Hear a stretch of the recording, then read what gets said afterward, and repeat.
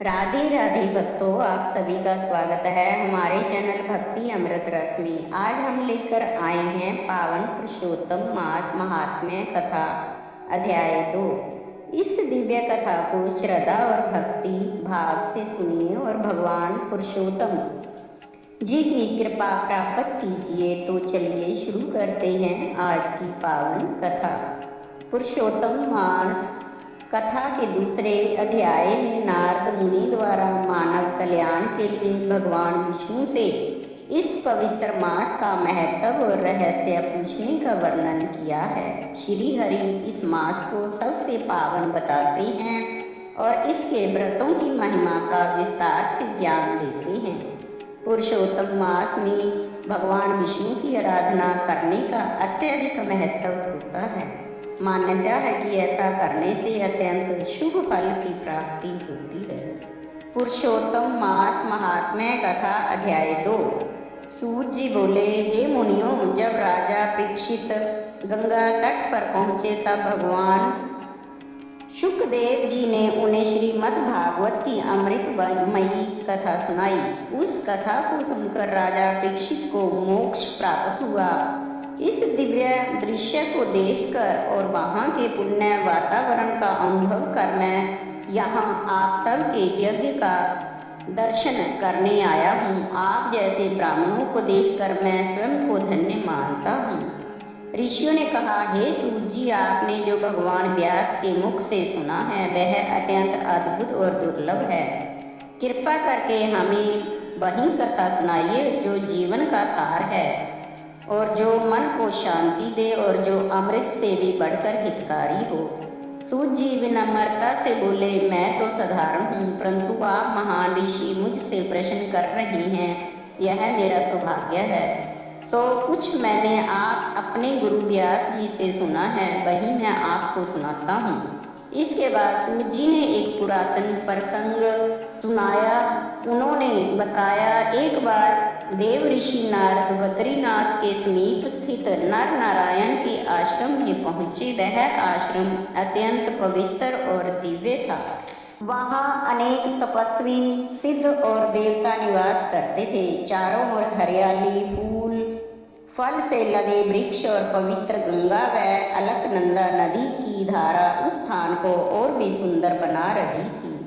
नारद मुनि ने वहां पहुंचकर भगवान नारायण को साष्टांग प्रणाम किया। भगवान नारायण गहन तप में लीन थे। उनके तेज से समस्त वातावरण प्रकाशित हो रहा था। उन्हें देख नारद जी अत्यंत श्रद्धा और प्रेम से उनकी स्तुति की। नारद जी बोले, हे देवों के देव, हे जगन्नाथ, आप कृपा के सागर हैं।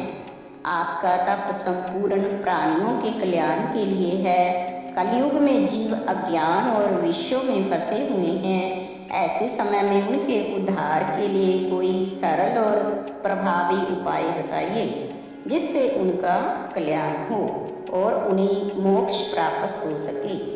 मैं भी आपके मुख से वही ज्ञान सुनना चाहता हूँ।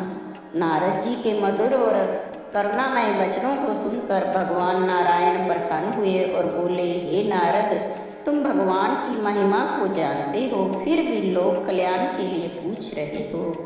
यह बहुत उत्तम है। मैं तुम्हें एक अत्यंत पुण्यदायी रहस्य बताता हूँ। यह है पुरुषोत्तम मास का महात्म्य।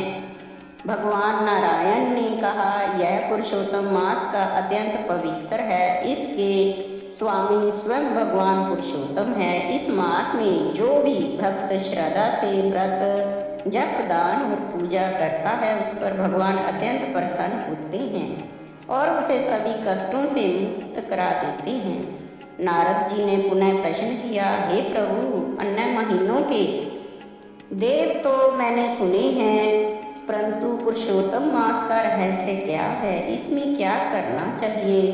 कौन से नियम अपनाने चाहिए और इसमें क्या फल प्राप्त होता है? कृपा करके विस्तार से बताइए। नारद जी ने आगे कहा, हे प्रभु, इस संसार में अनेक लोग दुखी हैं। कोई दरिद्र है, कोई रोगी, कोई संतानहीन, कोई दुख और शोक से पीड़ित। ऐसे सभी लोगों के कष्ट दूर करने वाला उपाय हमें बताइए। सूत जी कहते हैं, नारद जी के इन करुणा से भरे वचनों को सुनकर भगवान नारायण गंभीर और शांत स्वर में आगे की कथा कहने लगे, जिससे समस्त संसार का कल्याण हो सके। जय श्री हरि विष्णु जी। तो भक्तों, ये थी पुरुषोत्तम मास महात्म्य कथा के अध्याय 2 का सार। यदि यह कथा आपको पसंद आई हो, अच्छी लगी हो, तो वीडियो को लाइक करें, शेयर करें और हमारे चैनल भक्ति अमृत रस को जरूर सब्सक्राइब करें।